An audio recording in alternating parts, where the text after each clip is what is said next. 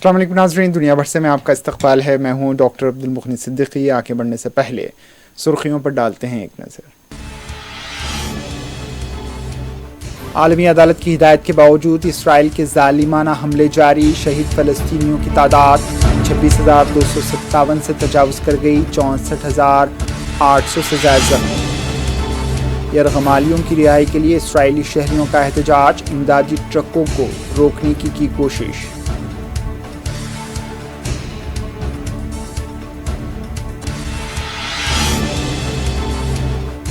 शुमाली Korea ने मशरक़ी साहिल से कई क्रूज़ मिसाइल दागे। जनूबी कोरिया के जॉइंट चीफ ऑफ स्टाफ का बयान।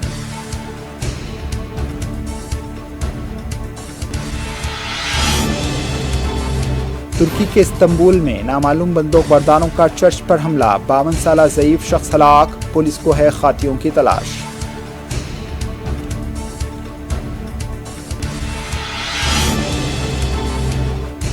नीतीश कुमार, तेजस्वी यादव और पीएम मोदी को आवाम से मांगनी चाहिए मुआफ़ी। बिहार के सियासी मनाज़िरनामे पर बैरिस्टर वीसी का सख्त रद्द-ए-अमल।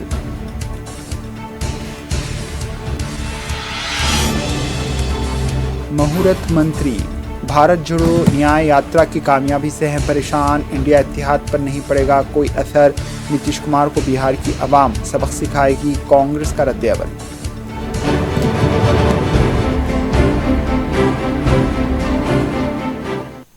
सुर्खियां आपने देखी। अब पेशा खबरों की तफसील। हमास के ज़ेरे इंतज़ाम वज़ारत सेहत ने हफ्ते के रोज़ बताया कि गज़ा की पट्टी पर जारी इसराइली हमलों में फ़लस्तीनियों की हलाकतों की तादाद बढ़कर 26,257 हो गई है। वज़ारत ने एक प्रेस बयान में कहा है कि इसराइली फ़ौज ने गुज़िश्ता 24 घंटों के दौरान 174 फ़लस्तीनियों को शहीद कर दिया और 310 को ज़ख्मी किया। इसमें मज़ीद कहा गया है कि जारी तनाज़े में कम अज़ कम 64,797 फ़लस्तीनी ज़ख्मी हुए हैं।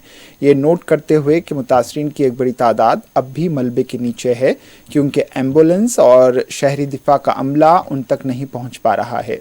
इसराइल ने हफ्ता और इतवार के रोज़ भी गाज़ा में अपनी फ़ौजी कार्रवाई जारी रखी। जनूबी गाज़ा के खान यूनुस के मुख्तलिफ इलाक़ों में फ़लस्तीनी ग्रुपों और इसराइली फ़ौज के पेशकदमी के दरमियान शदीद झड़पें हुई हैं। इसराइली फ़ौज ने खान यूनुस में फ़लस्तीनी पनाह गज़ीनों के लिए अक़वाम मुत्तहिदा के रिलीफ एंड वर्क्स एजेंसी के कंपाउंड के गिर्द गोलाबारी की है, जिसके नतीजे में बड़ी तादाद में अफराद ज़ख्मी हुए हैं। हफ्ते के रोज़ हमास के मुसल्लह विंग अल-क़साम ब्रिगेड्स ने जनूबी गाज़ा में खान यूनुस शहर के मगरिब में अल-अमल महल्ले में यासीन 105 गोले से इसराइली फ़ौजी काफ़िले को निशाना बनाने का ऐलान किया। इसराइली फ़ौज के तर्जुमान ने हफ्ते के रोज़ सोशल मीडिया प्लेटफॉर्म पर एक पोस्ट में कहा कि यूनिट 98 खान यूनुस में तख़रीब कारों को ख़त्म करने और जंगी आलात और फ़ौजी साज़ो सामान की निगरानी जारी रखे हुए है। खान यूनिस में इतवार के रोज़ इसराइल ने फ़िज़ाई हमले किए जिसमें कई फ़लस्तीनियों के शहीद होने की इत्तलात हैं। इस हमले में कई फ़लस्तीनी ज़ख्मी भी हुए हैं। एक फुटेज में इज्तिमाई तदफ़ीन की तैयारी दिखाई गई है जिससे अंदाज़ा हो सकता है कि इस फ़िज़ाई हमले में दर्जनों फ़लस्तीनी शहीद हुए हैं। ज़ख्मियों को गाज़ा के अस्पतालों में ले जाया गया जहाँ पहले से ही अद्वियात की कमी है और डॉक्टर इलाज करने से कासिर हैं। यहाँ के अस्पतालों में मोबाइल की रोशनी में मरीज़ों का इलाज किया जा रहा है। शुमाली गाज़ा से जुर्म में खान यूनिस तक बेघर होने वाले हज़ारों फ़लस्तीनियों को एक बार फिर मिस्र सरहद के तरफ भागने पर मजबूर होना पड़ा क्योंकि इसराइल ने अपने ज़मीनी हमले में तोसी की है। लोग मिस्र की सरहद के करीब एक छोटे से शहर रफ़ाह की तरफ बढ़ रहे हैं जहां पहले ही 10 लाख से ज़्यादा लोग लड़ाई से फ़रार हो चुके हैं। बेघर लोगों से भरी अल रशीद सड़क जो गाज़ा के साहिलों पर फैली हुई है अब खान यूनिस शहर में हमास के अस्करत पसंदों और इसराइली फ़ौज के दरमियान होने वाली शदीद लड़ाई से फ़रार होने वाले फ़लस्तीनियों के लिए सबसे ज़्यादा और नया महफूज रास्ता है। 40 साला नोहा अल आशी ने 3 माह से भी कम अरसे में अपनी तीसरी नक़ल मकानी की। वो नवंबर के अवाइल में गाज़ा से मशरिक़ी खान यूनिस में बेघर हो गई, फिर दिसंबर के वस्त में अक़वाम मुत्तहिदा के तरबियती मरकज़ की तरफ चली गई। अब वो अपने 6 बच्चों के साथ राफा शहर जाने पर मजबूर हैं। इन्होंने कहा है कि इसराइली फ़ौज ने हमें फौरी तौर पर बाहर निकलने और जगह खाली करने को कहा। टैंकों ने इलाके को घेरे में ले लिया और जब भी हमने बाहर निकलने की कोशिश की, इन्होंने हर सिमत से हम पर शदीद फायरिंग की। फिर इन्होंने हम में से कुछ को गिरफ्तार किया और हम में से बाकी रफाह की तरफ निकल आए। इतवार को जारी होने वाली इस्राएली फौज की वीडियो में गाजा की पट्टी में हमास की फौजी ठिकानों पर हमलों को दिखाया गया, जबकि इसराइल और हमास के दरमियान फ़लस्तीनी इलाकों में लड़ाई जारी है। इससे कबल इतवार को गाजा की वजारत सेहत ने खबरदार किया था कि सेहत की देखभाल का निज़ाम तबाह होने का ख़तरा है। खान यूनुस जनूबी गाजा का शहर अब इसराइल की जारहियत का मरकज़ बना हुआ है। रहायशियों ने बताया कि इसराइली तैयारों और टैंकों ने गाजा शहर के शुमाल में उन इलाकों पर भी गोलाबारी की जहां से इसराइल आहिस्ता आहिस्ता फौजियों को निकाल रहा है। लड़ाई की आवाज़ करीबी कस्बों बैतुल्लाहिया और जबालिया में सुनी जा सकती हैं। इसराइल की फौज ने कहा है कि वो खान यूनुस में सख्त लड़ाई में मसरूफ़ है। दाएं बाजू के इसराइली मुजाहिरीन ने कुछ गैर खमालियों के ख़ानदानों के साथ मिलकर इतवार को गाजा की पट्टी में इमदादी ट्रकों के गुजरने को रोकने के लिए एहतजाज किया। 130 से ज़्यादा यरगमालियों की रिहाई तक हमास की इमदाद रोकने का मुतालबा करते हुए मुजाहिरीन ने ट्रकों को रोकने की कोशिशें की हैं, लेकिन इसराइली पुलिस ने उन्हें दूर रखने में इसराइली पुलिस कामयाब रही और कई दिनों में पहली बार कुछ ट्रकों को गुजरने की इजाज़त दी। यरगमालियों के अहल खाना ने गाजा में इंसानी इमदाद की तरसील पर अपनी मायूसी का इजहार किया है। दिसंबर से लेकर अब तक महदूद मकदार में इमदाद इसराइल के ज़रिए कंट्रोल करीम शालूम के ज़रिए पहुंचाई गई है, जबकि ज़्यादा इमदाद राहवा में मिस्र के साथ गाजा की सरहदी गुजरगाह के ज़रिए पहुंचाई जा रही है।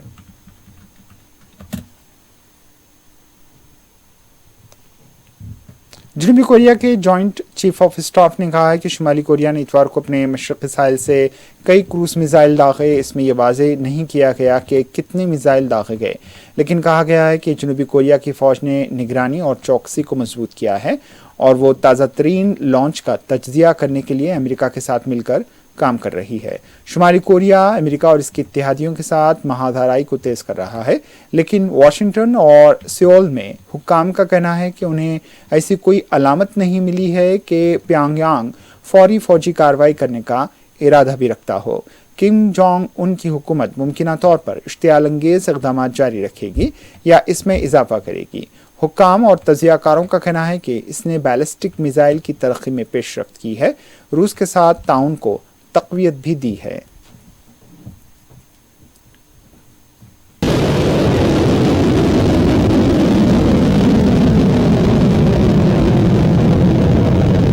동원된 잠수함 바리사 영웅함이 조선이다.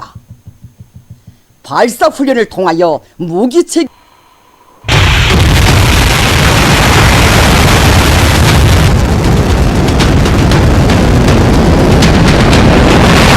하며 거리 1000.2km를 4151적 주요 대상에 대한 핵 타격을 모의한 발사 훈련이 진행됐습니다.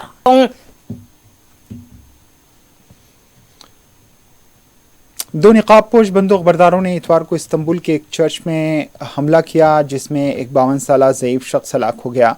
वज़ीर दाखिला ने कहा है कि इस हमले में एक शख्स हलाक हुआ है, जबकि कोई ज़ख्मी नहीं हुआ। वज़ीर दाखिला ने कहा है कि हुक्काम हमलावरों को पकड़ने के लिए काम कर रहे हैं। वज़ीर दाखिला ने इस हमले की मजम्मत की और कहा कि यह वाक़या सीरिया ज़िले में वाक़ अतालवी सांता मारिया कैथोलिक चर्च के करीब पेश आया। वज़ीर दाखिला ने मुतासरा के इब्तदाई नामों का हवाला देते हुए सोशल मीडिया प्लेटफॉर्म पर लिखा कि तुर्क हुक्काम हमलों के मुतासरीन या मुर्तकब अफराद के मुकम्मल नाम इस्तेमाल नहीं करते। फौरी तौर पर यह वाज़ेह नहीं हो सका कि मुतासरा को क्यों निशाना बनाया गया। चर्च की फुटेज में पुलिस की कई कारें और एक एम्बुलेंस इमारत के बाहर दिखाई दे रही हैं। स्पेन के ग्रान गिंजिया के जजीरे में लकड़ी के 2 कश्तियों में सफ़र करने वाले 99 तारिकिन वतन को कोस्ट गार्ड ने बचा लिया। उन्हें अर्गुनिया बंदरगाह पर ले जाया गया, जहां रेड क्रॉस ने उनकी मदद की। स्पेन के सरकारी नशरियाती इदारे ने इतवार को इत्तला दी है कि कम से कम 3 तारिकिन वतन उस वक्त हलाक हो गए जब जजीरा नुमा जजीरे पर 118 तारिकिन वतन का एक ग्रुप पहुंचने की कोशिश कर रहा था, जिन्हें पहले एल हीरो जजीरे पर लाया गया। 16 जनवरी को सरकारी एदाद-ओ-शुमार के मुताबिक 2023 के इसी अरसे के मुकाबले जनवरी में अब तक समुद्री रास्ते से गैर कानूनी तौर पर स्पेन में दाखिल होने वाले तारिकीन वतन की तादाद में तकरीबन 300% का इजाफा दर्ज किया गया है, जिनकी अक्सरियत कैंजी जज़ायर से बताई गई है। वज़ारत दाखिला के एदाद-ओ-शुमार से जाहिर होता है कि 1 जनवरी से 15 जनवरी के दरमियान कुल 3658 तारिकीन वतन समंदर के जरिए स्पेन पहुंच गए। रूस ने इत्तला दी है कि उसकी फौज ने यूक्रेन के फ़िज़ाई दिफाई निज़ाम, ईंधन के डिपो, हवाई जहाज़ के हथियारों और दीगर अहदाफ पर हमला किया है, जबकि यूक्रेन ने दावा किया है कि उसने रूसी तोपखाने को तबाह कर डाला। तनाज़े पर उनकी ताज़ा तरीन मालूमात के मुताबिक रूसी वज़ारत दिफा ने एक रिपोर्ट में कहा है कि उसकी फ़ौज ने यूक्रेनी फोर्सेस की तरफ से ज़ैपुरा, डोनेस्टिक और कोपियानसंग की सिमतों में शुरू की गई कार्रवाइयों को पसपा कर दिया और कई यूक्रेनी रॉकेट और ड्रोन को तबाह कर दिया।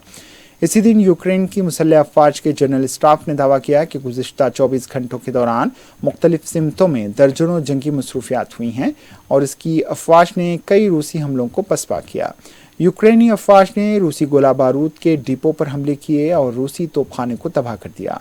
इसके साथ साथ यूक्रेन की फौज पर रूसी मिसाइलों और रॉकेटों से आए दिन बार बार हमले हुए हैं।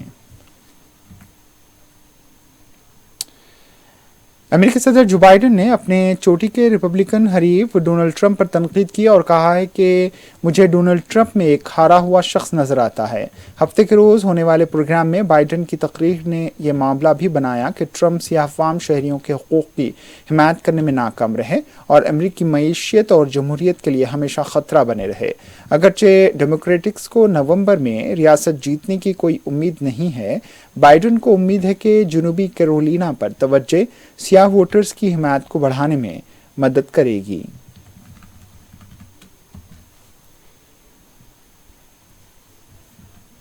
Donald Trump, when he was commander-in-chief, refused to visit a cemetery, U.S. cemetery outside of Paris for fallen American soldiers. And he referred to those heroes, and I quote, as suckers and losers. He actually said that. He said that. How dare he say that? How dare he talk about my son and all of us like that? Look, I call them patriots and heroes. The only loser I see is Donald Trump.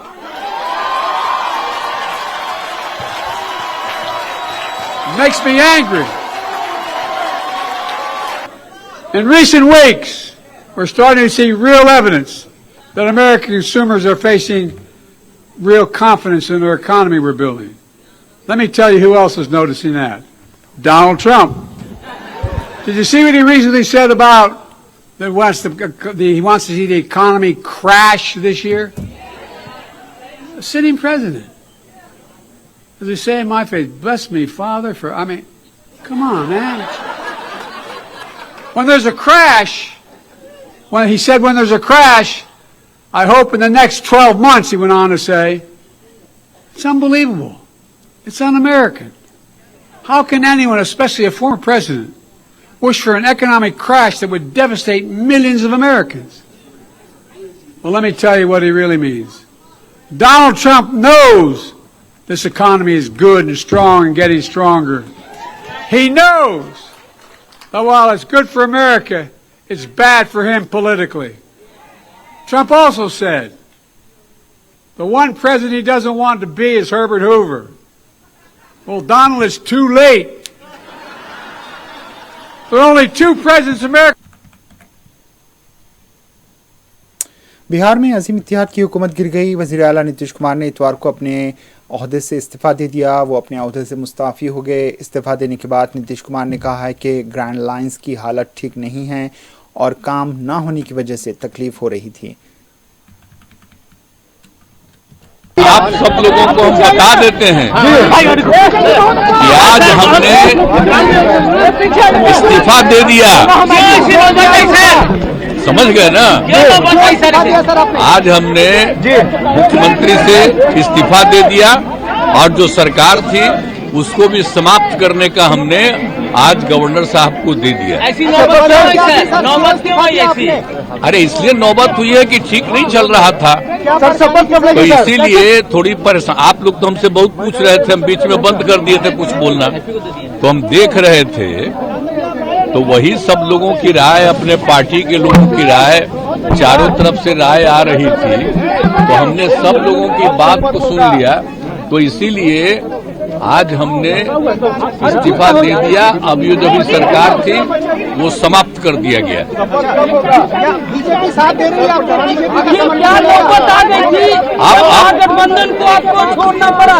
नहीं, हाँ, अभी हम जो पहले गठबंधन को छोड़ के नए गठबंधन बनाए थे, और जो नया गठबंधन 1.5 महीना से बनाए थे, 1.5 साल से, तो यहाँ पर भी जो स्थिति इधर आकर के ठीक नहीं लगी है, और जिस तरह से लोगों का दावा हो रहा था, जो इतना मेहनत किया जाता था कि वही लोग काम कर रहे हैं।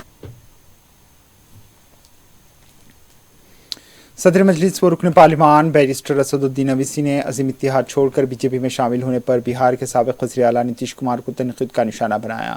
इन्होंने कहा कि नीतीश कुमार, तेजस्वी यादव और पीएम नरेंद्र मोदी को बिहार के लोगों से माफ़ी मांगनी चाहिए। बैरिस्टर अवीसी ने कहा कि नीतीश कुमार को वहां जाकर बैठते हुए शर्म नहीं आती। नीतीश कुमार की बातों को ना कोई भरोसा ना एतबार है। बैरिस्टर अवीसी ने राष्ट्रीय जनता दल कायद तेजस्वी यादव को भी शदीद तनक़ीद का निशाना बनाते हुए कहा है कि तेजस्वी यादव को अब कैसा महसूस हो रहा है, आपने हमारे 4 एमएलए को तोड़ा था। इन्होंने कहा है कि नीतीश कुमार ने तमाम रिकॉर्ड तोड़ दिए। मैंने हमेशा कहा था कि नीतीश कुमार बीजेपी के साथ जाएंगे। नीतीश कुमार सिर्फ आरएसएस का चेहरा होंगे और बिहार में नरेंद्र मोदी की हुक्मरानी होगी। तेजस्वी यादव और उनके खानदान ने लोगों को एक तरफ कर दिया। बैरिस्टर अवीसी ने कहा है कि बिहार के साथ धोखा हुआ है, बिहार में कोई तरक्की नहीं हुई, रियासत में नौकरशाही उरूज पर है। इन्होंने कहा है कि मजलिस ने हमेशा कहा है कि सियासी सेकुलरिज्म का इस्तेमाल हिंदुस्तानी मुसलमानों को धोखा देने के लिए किया जाता रहा है और अब बिहार के मुसलमानों को फिर से धोखा दिया गया। सिलसिले में नीतीश कुमार को, तेजस्वी यादव को और देश के वजीर आजम नरेंद्र मोदी को, तीनों को बिहार की जनता से माफी चाहनी चाहिए। और तीनों पार्टीज ने मिलकर बिहार की जनता को जो बातें की हैं और जो वादे किए थे और अपनी पॉलिटिकल आइडियोलॉजी की बात की थी, उन सब तीनों ने मिलकर बिहार की जनता को एक बहुत बड़ा धोखा दिया है। और यकीनन इसमें सबसे बड़ा रोल है नीतीश कुमार का। नीतीश कुमार कल तक हमको गाली देते थे कि ओवैसी बी टीम है। अब नीतीश कुमार को शर्म नहीं आती उसी जगह पर जाकर बैठने के लिए जहां पर हम पर इल्जाम लगाते थे। और नीतीश कुमार ने पॉलिटिकल अपॉर्चुनिज्म कहना तो अंडरस्टेटमेंट होगा, उन्होंने हर चीज का रिकॉर्ड तोड़ दिया है और कोई उनकी बात का न एतबार है न भरोसा है। मैं शुरू से कह रहा था कि नीतीश कुमार फिर से बीजेपी में जाएंगे, मगर लोग हमारी बात पे यकीन नहीं कर रहे थे।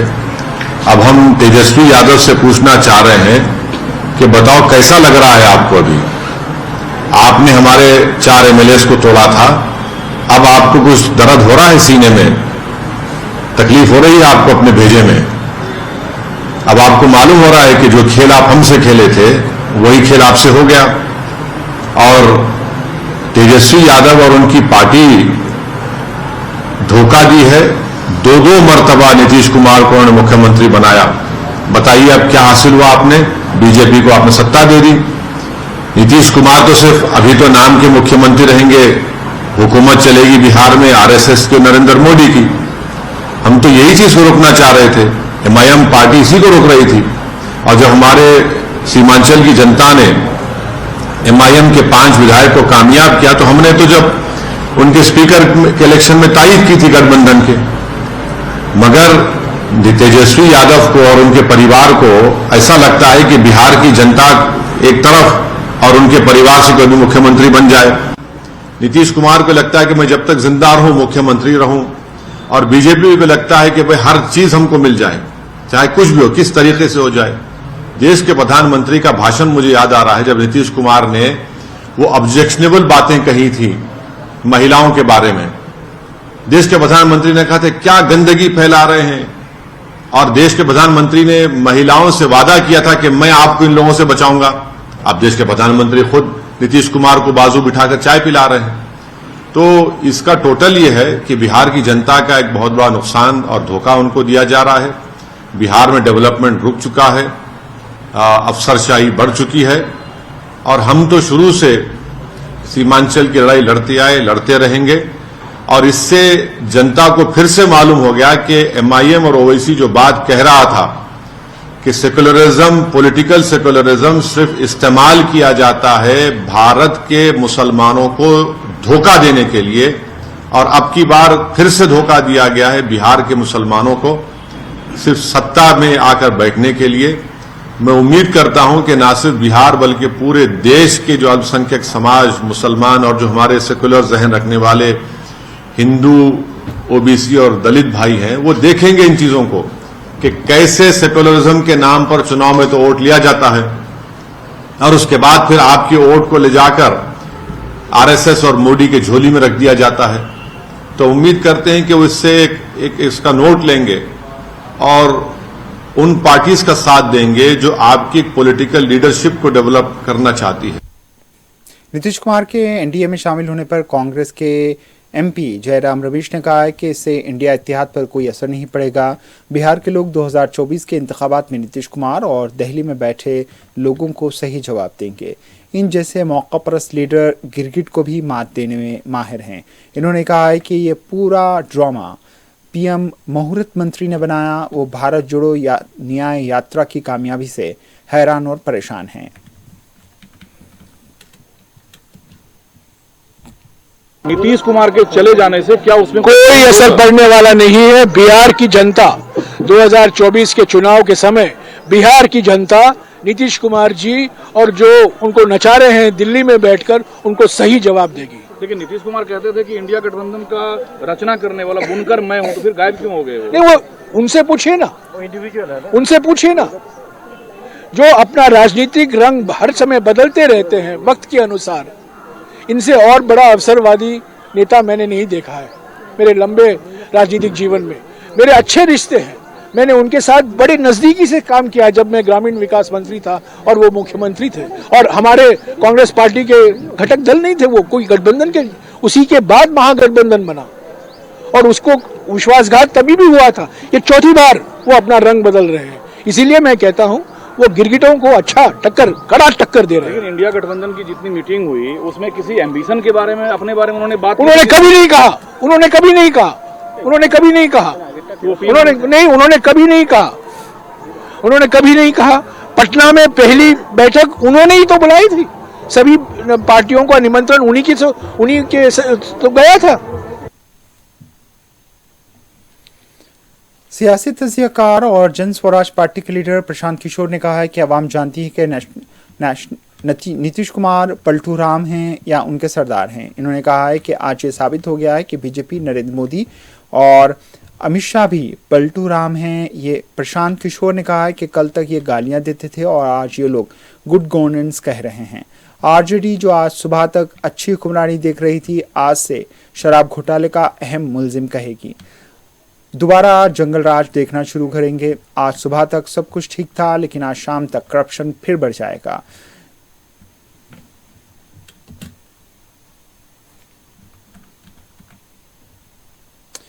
नीतीश कुमार के एनडीए में शामिल होने पर बिहार कांग्रेस के CLP leader doctor Shakeel Ahmad Khan ने कहा है कि अब वो अफवाहें खत्म होनी चाहिए जो कांग्रेस और एमएलए के बारे में फैलाई गई थी। आज हमने पूर्णिया में एमएलए के साथ मीटिंग की और तमाम एमएलए मुत्तहिद हैं। इन्होंने मजीद क्या कहा, सुनते हैं। नीतीश कुमार अपने किरदार के मुताबिक उन्होंने फिर से इस्तीफा देकर मुख्यमंत्री की शपथ शायद ले लेंगे, लेकिन मैं ये कहना चाहता हूं वैसे सीएलपी लीडर के अनर्गल बयानात। नीतीश कुमार की ज़ेर क़यादत जेडीयू के एनडीए में शामिल होने पर कांग्रेस लीडर पवन खेड़ा ने कहा है कि जिसको छोड़ना होता है उसे कुछ ना कुछ कहना पड़ता है। ऐसा कदम उठाने के बाद अपने ज़मीर के साथ रहना आसान नहीं। 9वें बार ऐसा करने से ज़मीर ने शायद आपको बहुत पहले छोड़ दिया है। नीतीश कुमार अपना नाम तारीख में अच्छे तरीके से दर्ज करवा सकते थे, लेकिन सोचें कि वो खुद को किस हाल में ले आए हैं। हर घर में तस्दीक का निशाना वो बनते जा रहे हैं। नीतीश कुमार के एनडीए में शामिल होने पर बीएसपी के रुकने पार्लिमान एम नागर ने कहा है कि राजस्थान और मध्य प्रदेश में बीजेपी की हुकूमतें बनाने के पीछे कांग्रेस का बड़ा रोल था। नीतीश कुमार के साथ ही ऐसा ही हुआ। 2024 में अगर बीजेपी की हुकूमत आती है तो कांग्रेस जिम्मेदार होगी। बिहार में खुली लड़ाई हुई और कांग्रेस नीतीश कुमार को नहीं संभाल सकी, जिसकी वजह से पिछली बार की तरह बिहार का नतीजा भी बीजेपी के हक में आएगा।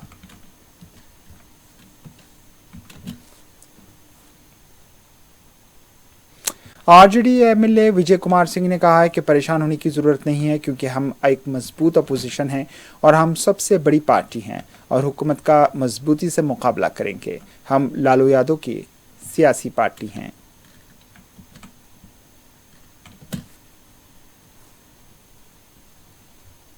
पीएम नरेंद्र मोदी ने कहा है कि इस बार पद्म अवार्ड्स देने का अमल मुकम्मल तौर पर बदल गया है। पीएम मोदी ने इतवार को कहा है कि 2014 के मुकाबले इस साल आला शहरी एहसासात के लिए नामजदगियां 28 गुना ज़्यादा थीं। वज़ीर आज़म मोदी ने कहा है कि पद्म अवार्ड्स की साख और एहतराम हर साल बढ़ रही है। इस बार सुप्रीम कोर्ट के रिटायर्ड जज और पूरे एशिया की पहली मुस्लिम खातून सुप्रीम कोर्ट जज जस्टिस फातिमा बीबी को पद्म भूषण से नवाजा गया। ये मेरे लिए फ़ख्र की बात है। तौर पर सुप्रीम कोर्ट के अगले 25 वर्षों की भी बड़ी सकारात्मक भूमिका है। एक बार फिर आप सबने यहां मुझे निमंत्रित किया। आप सबके ध्यान में शायद एक बात आई होगी, लेकिन ये फोरम ऐसा है कि मुझे लगता है कि उसका जिक्र करना मुझे अच्छा लगेगा। इस बार जो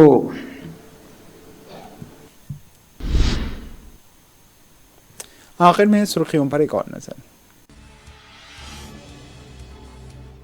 आलमी अदालत की हिदायत के बावजूद इसराइल के जालिमाना हमले जारी। शहीद फलस्तीनियों की तादाद 26,257 से तजावुज़ कर गई। 64,800 से ज़्यादा जख्मी। यरगमालियों की रिहाई के लिए इसराइली शहरियों का एहतजाज। इमदादी ट्रकों को रोकने की कोशिश।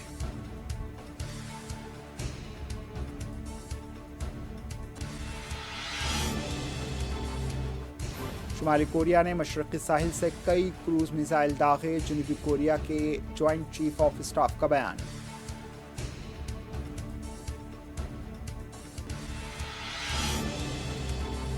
तुर्की के इस्तंबुल में नामालूम बंदूक बरदारों का चर्च पर हमला। 52 साला ज़ईफ शख्स हलाक। पुलिस को है खातियों की तलाश।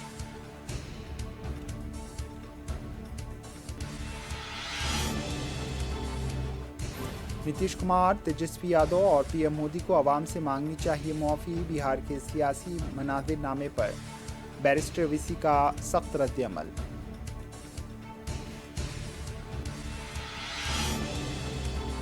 मुहूर्त मंत्री भारत जोड़ो न्याय यात्रा की कामयाबी से हैं परेशान। इंडिया इत्तेहाद पर नहीं पड़ेगा कोई असर। नीतीश कुमार को बिहार की आवाम सबक सिखाएगी। कांग्रेस का रद्द-ए-अमल।